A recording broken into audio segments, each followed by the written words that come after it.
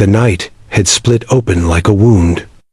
Flames curled against the dark horizon, swallowing steel and sand alike, when the blast threw her from the ledge. The desert swallowed her cry. She landed hard, breath ripped from her chest, ribs aching as if they had been turned to glass. Smoke bit her lungs, grit ground between her teeth. For one brief, harrowing instant, silence pressed in like a coffin lid. The sniper should have been dead. No one had survived that detonation. But she moved. She pressed her palms into the scorched earth, refusing the darkness that threatened to claim her. Her uniform was torn, stained with blood not entirely her own, yet her gaze cut through the chaos with the cold steadiness of glass. Somewhere in the burning ruin of the convoy, men screamed, metal twisted, and the mission was slipping away. A general had gone missing in the firestorm, swallowed by smoke and night, and she was the only one left to find him before dawn. Her name was Captain Elena Voss, though the battlefield often stripped soldiers of their humanity, reducing them to rank and function.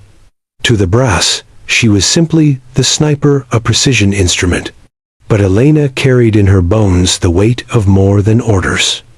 She had buried too many brothers in arms, watched too many flag-draped coffins lower into the earth while politicians spoke empty words. Her left shoulder still bore the scar of a bullet that should have ended her career 2 years ago. The pain sometimes woke her at night, phantom fire crawling down her arm. Yet she had returned, quiet and unshaken, because she understood something the world did not. You did not walk away when others were still bleeding. Elena had learned silence from her mother, who raised her alone in the shadow of crumbling tenements. Silence was not weakness, it was armor. Silence could speak louder than rage. And so she endured every sidelong look, every whispered doubt in the ranks about a woman's place with a rifle. She met them all with the same steel stare through a scope. She did not answer insult with words. Her trigger answered for her. The blast site was a graveyard of twisted vehicles, the air stinking of burned fuel and charred flesh. Soldiers staggered, disoriented, their voices ragged with panic. Orders barked through radios dissolved into static. The chain of command fractured in the fire, and in that collapse, Elena stood alone. Someone shouted that the general had been taken. Another cursed that he was already dead. Men argued, fear rising like floodwater, but no one moved. Elena did. She slipped from the wreckage, ribs stabbing with every breath, boots crunching over broken glass. Her silence was not noticed, not respected. It was mistaken for obedience. When an officer spat the words, "Stay out of the way," she did not argue. She lowered her gaze, dust clinging to her lashes, and let them dismiss her. Because while they shouted, she was already tracking. Her eyes scanned for the impossible. Footprints half buried in the drifting sand. A trail of blood leading away from the convoy. The faint glimmer of a dropped insignia catching the moonlight. She followed the trail. No one else believed existed. Elena's past returned to her with each step. She remembered the Afghan mountain village where she had once waited 3 days without food, watching through her scope until the target emerged. She remembered the frozen steppe where she had buried her friend Marcus with her bare hands, promising him she would carry his half of the mission as well as her own. These memories were not ghosts, they were fuel. Each loss carved her sharper. Each wound made her steadier. And so, when she found signs of struggle drag marks through the sand, blood darkened nearly black in the moonlight, she did not falter. She knelt, pressed her fingers into the cooling grit, and whispered not a prayer, but a vow, "You are not lost, not on my watch." Hours bled away in the pursuit. Elena climbed ridges, crossed ravines where shadows deepened into bottomless pits. She ignored the throb of her shoulder, the swelling in her ribs. The desert wind cut through her torn uniform, chilling sweat into ice. At one point, a pair of mercenaries, scavengers feeding on the chaos, appeared against the skyline. They sneered at her slight frame, muttered slurs carried by the wind. They thought she was broken, alone.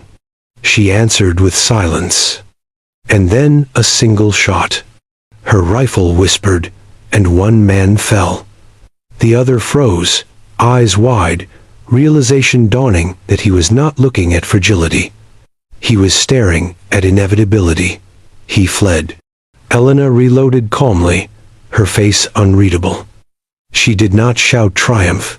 She did not curse their cowardice. Her silence was thunder. Near dawn, she reached the mouth of a canyon. The faint echo of voices drifted from within, foreign, mocking, careless. The general's insignia lay in the dust, a silent plea. Inside, 3 captors sat by a dwindling fire, their prisoner bound and bleeding at their feet. The general's eyes were closed, his breaths shallow. Elena's body screamed with exhaustion, but her spirit stood unbroken. She became stillness itself, blending into shadow. Her finger tightened on the trigger. One shot, then another. The captors collapsed before they even understood death was upon them. She moved swiftly, cutting the ropes with hands that trembled, not from fear, but from resolve. The general opened his eyes, dazed, and whispered, "They'll never believe you were alone." Elena's reply was the kind of truth that required no argument. "They don't need to believe. You're alive. That's enough." By sunrise, Elena walked back into camp with the general leaning against her shoulder, his survival undeniable. Soldiers fell into stunned silence as they saw her, dirt-streaked, bloodied, but unbowed. The officer, who had dismissed her the night before, stared in disbelief. His mouth opened for words, excuses, explanations. Elena gave him none. She only set the general down gently, saluted with steadiness, and turned her gaze to the horizon, as if already measuring the next mission. And in that silence, respect bloomed. Men who had doubted her lowered their heads. Some stood straighter, ashamed of their own inaction. For the first time, they understood what she embodied: not arrogance, not defiance, but the quiet gravity of someone who carried the cost of war without complaint. There are moments when the human soul speaks louder than any command, and Elena Voss gave voice to such a truth without uttering more than a handful of words. Her legacy was not the bullet she fired, nor the life she saved, but the silence she held in the face of insult, the unyielding steadiness that turned disbelief into awe. 3 lines would remain etched in those who witnessed her that day. Silence is not weakness, it is armor. They don't need to believe. You're alive. That's enough. Honor is not spoken, it is carried. The sun rose higher, painting the desert gold, and in that light, a lone sniper stood as proof that true strength does not shout. It endures, it acts, it saves. Her story was whispered through the ranks, carried across bases, retold in mess halls and quiet barracks. Soldiers who had once scoffed at her name now paused when they spoke it. Respect, the kind that could not be demanded, had been earned in silence. And so when the war dragged on, when new battles erupted, and when fresh graves were dug, Elena's presence remained a reminder. Some heroes carry their battles alone, and by doing so, they remind us what honor really means. This was not just her mission, it was her testimony. And for those who hear her story today, it is a call to remember the strength of the silent, the resilience of the unseen, and the unbreakable spirit of those who fight not for glory, but for one another. Wherever you are watching from, take a moment to honor the ones who carry more than we will ever know. Share their stories, hold their silence with respect. And if this story moved you, subscribe for more, because the world must never forget those who walk through fire and return with dignity unscathed.